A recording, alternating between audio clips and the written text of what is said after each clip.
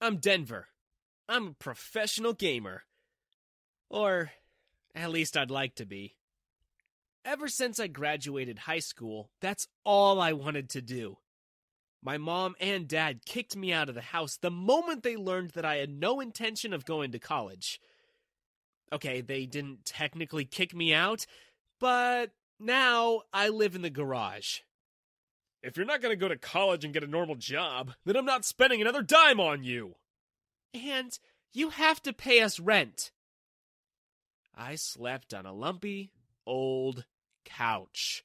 I sold my grandpa's guitar that he left me just so I could buy equipment and start my channel up. I even had to do some freelance gigs online just so I could afford paying for my own internet. I had to get one, because not only did mom and dad make me lag to high heaven every time they streamed their 4K movies, dad also had a habit of turning the Wi-Fi off whenever he heard me streaming live.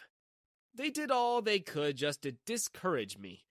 They wanted me to beg them to let me go to college and become an accountant, like them. But I swore I would never let that happen. I'd rather be poor and exist only on crackers and canned food, doing what I love, than be comfortable and despise every day of my life. At least I had Kristoff. He was my only friend. My parents call him my imaginary friend, and for all I know, he could be. We met online, way back in middle school, and ever since, we've talked to each other every day. But we've never met. That's because he lives in Sweden. Being my only friend, he was the only one I could vent to about everything, and he was always there for me. Don't worry, man. I'm sure things will turn out okay. Just keep pushing. Don't mind what anyone else says. And it wasn't just my parents that were against my decisions. My classmates looked down on me. My own girlfriend, it's all she could talk about. Have you looked around you lately, Denver? You live in a garage. Oh, it's so embarrassing. I don't even tell my friends we're together anymore. Just quit all this gaming nonsense and get a job. This is my job. I mean, a real one. It wasn't like I wasn't making any money. But streaming isn't really as glamorous as everyone thinks. It's a lot of hard work, and you need a lot of time to establish yourself. But Dana was kinda right. Just a little. Maybe streaming alone isn't gonna be enough to get me out of my parents' garage. At least for now. So, I came up with a different venture.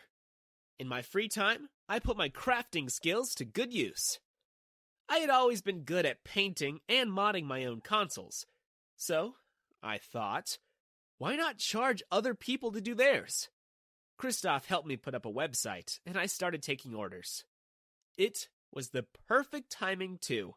Since Polystation 5 just got released, people would send me their console faceplates, and I'd doodle on them, paint on them, or hydro dip them to make them absolutely unique. At first, I got a lot of orders. So many people wanted to personalize their consoles, and I was making great money. Finally, I was ready to prove my doubters wrong. That was until the lawyers came. They came from the company that made the Polystations, and they handed me a cease and desist. My company was shut down in one day. And you thought you were better than us. So much for your dumb startup. Don't come running to us for any help. Dana, too, piled on and told me I was never going to be successful. In gaming or in business. She dumped me in public. On our anniversary, while we were having dinner at a fancy restaurant I had paid for, she promptly stood up and I saw her get picked up by Harry Pratt. I heard after high school he got scouted to be a model, and now he drives around town in a stupid convertible.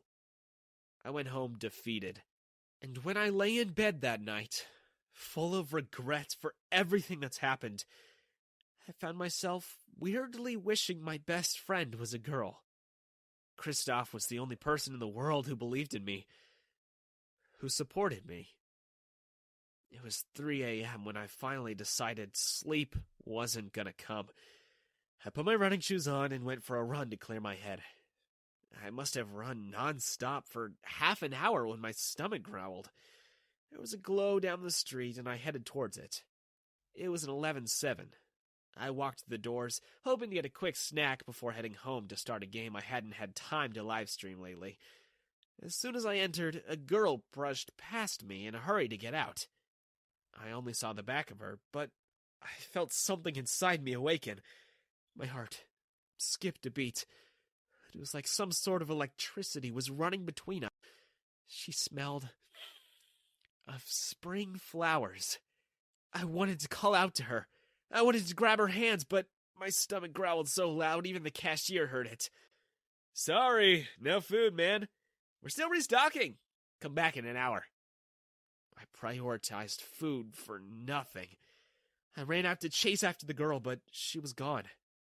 As if I'd made her up. I walked back home, dialing for a pizza as I went. I couldn't help but think about the mysterious girl.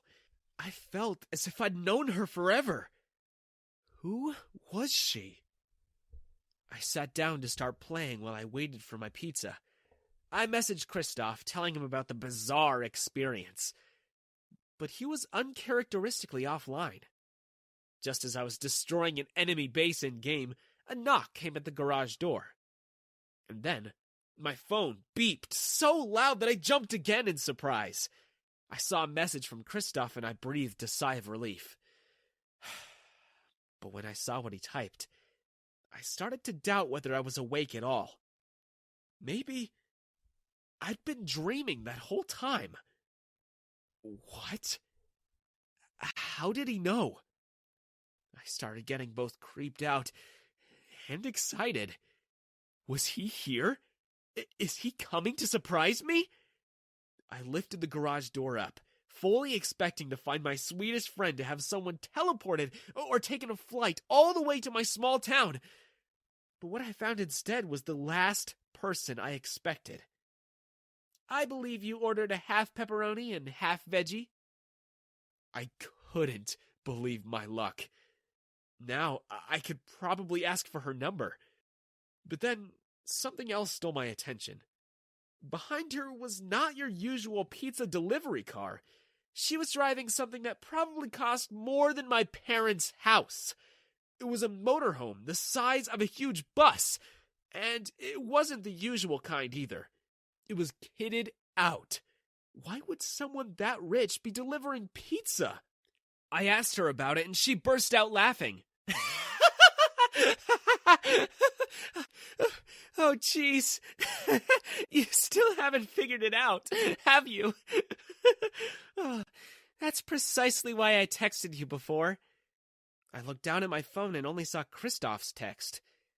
And then, finally, it hit home. Whoa! You? No! You're Kristoff? Christina, actually. She grabbed my hand and pulled me out of the garage and towards the motorhome. So, this thing has 2 huge bedrooms. She pressed a button and the bus doors opened, and it was like a gamer's dream in there. RGB lighting everywhere. Super fast Wi-Fi. The rooms were better than any luxury suite I've ever seen, with beds that were huge and comfortable. There was a kitchen fitted with all the latest smart gadgets. And the fridge could even talk and suggest recipes. And in the very back was a room that was like an altar to gaming. Cameras were pointed at the most advanced gaming chair. A mic setup was hanging from the ceiling. Several ring lights and RGB mood lighting illuminated the space. The walls were soundproofed, and the monitor curved around the chair for some almost 360-degree gaming action. It was the perfect setup for gaming and streaming. Whoa, wait, but why are you showing me all of this? And, first of all, I have 100 other questions. How are you, Kristoff? Well, that day, we met playing Final Fantasy Online, right? I nodded. You assumed I was a boy, 'cause I was playing a boy avatar. I nodded again. I just kept letting you assume that. And then, it hit me. We never actually talked to each other, as in on voice chats or video call. It's always been through text. But, wait. We chat on WhatsApp, and there, Kristoff has a profile photo. That's my brother. It took a while to sink in, but I finally believed her. And it felt weird how I somehow willed the whole thing by wishing that Kristoff was a girl. And then Christina told me why she was showing off the motorhome. It's not mine. It's yours. All these years you've been talking about your dreams and how nobody ever believed in you. But I do. Always have. And this is the part where your dreams come true. I felt like I was floating in some dreamland. She then took me outside the bus and pressed another button. And if the inside didn't render me speechless already, what happened next made me stagger backwards. A compartment opened and air whooshed out. And when the fog cleared, there was a full-on car hidden underneath the bus. What? This is ridiculous. What? It's like this whole thing's a kangaroo carrying a Joey in a pouch. Except the baby's a friggin' car. And it's all yours. Christina told me she was a successful entrepreneur from a family of billionaires, and that she believed in my potential. And because nobody else did, she wanted to make my dreams come true. I moved out that very same night, and I was out of my parents' garage before sunrise. Christina and I worked on getting my company back up again. Her lawyers drew up an agreement so that I would be an official distributor of custom Polystation 5 faceplates. And my business took off. This time in a major way. We got 15,000 pre-orders the first day alone. Thanks to Christina's help and mentorship, I didn't only become a success. I was able to stand up on my own 2 feet, living and gaming and working in my very own tricked-out motorhome. The girls who used to ignore me now want my attention. My parents call me up every day asking me to move back home. How about you can have the house? And, we'll live on the bus. Why the heck would I do that? So, now that I'm making millions, suddenly you want to be a part of it? I cut my parents off from my life. They never believed in me. Now, they can watch from afar as I succeed. They weren't the only ones who wanted me back either. Oh my God! I've been looking all over for you! Let's get back together. I heard you own a Lambo now, and it's parked inside a bus. Oh, take me on a drive right now! Denver's a very busy man. He has no time to waste on gold-digging losers like you. The only girl he will ever have time for is me. Christina grabbed me and kissed me in front of everyone. Much to Dana's shock, I never thought I'd kiss my best friend. But I closed my eyes and kissed her back.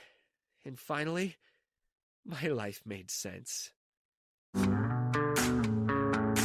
Please don't forget to share this podcast on TikTok, Instagram, Facebook, and so on. Thanks for your support. Check out our YouTube channel by clicking the link in this episode description. And also, kindly please rate and review this podcast. Bye.